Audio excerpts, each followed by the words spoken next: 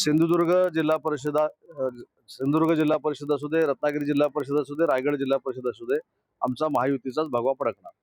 तर अनेक ठिकाणी आपण बघतो की महायुतीमध्ये बीजेपी ही स्वतंत्र लढते, खेड असेल, इनफॅक्ट देवरूखमध्ये पण सुद्धा ती परिस्थिती आहे. नाही, देवरुखमध्ये एका ठिकाणी ते लढतायत. मी आजच आलेलो आहे, त्याचे कशामुळे ते लढतायत काय याची माहिती घेईन.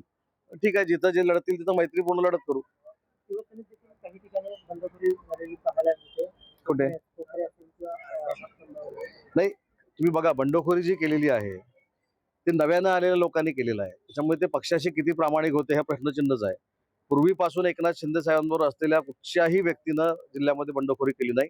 कोकरे जिल्हा परिषद गटामध्ये देखील माझ्या माहितीने किशोर घाग नावाचे कोणतरी आहेत, ते आमच्याकडे 2-3 महिन्यापूर्वी आले होते. त्यांनी बंडखोरी केली, कारण पक्षच कळला नाही. आणि आता माझ्या जिल्हा परिषद गटामध्ये काहीतरी एक बंडखोरी झालेली आहे. ती बंडखोरी म्हणत नाही मी, ते निवडणुकीनंतर कळेल काय व्हायचं ते.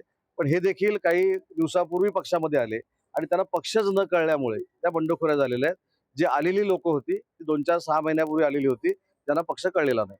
शौचालय घोटाळा कुठं आता? केल्यामुळे उपनगराध्यक्षांनी त्यांच्या अंगावर अभियंता धावून मी ती माहिती घेतलेली आहे. उपनगराध्यक्षांच्या अंगावर धावून गेले, शिवीगाळ झाली असं मी वर्तमानपत्रातनं सोशल मीडियावर बघितलेलं आहे. मी फोनवर सीओनशी चर्चा केलेली आहे.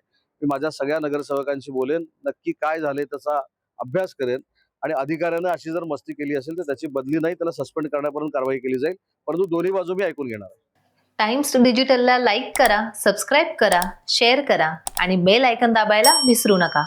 पाहत रहा टाइम्स डिजिटल.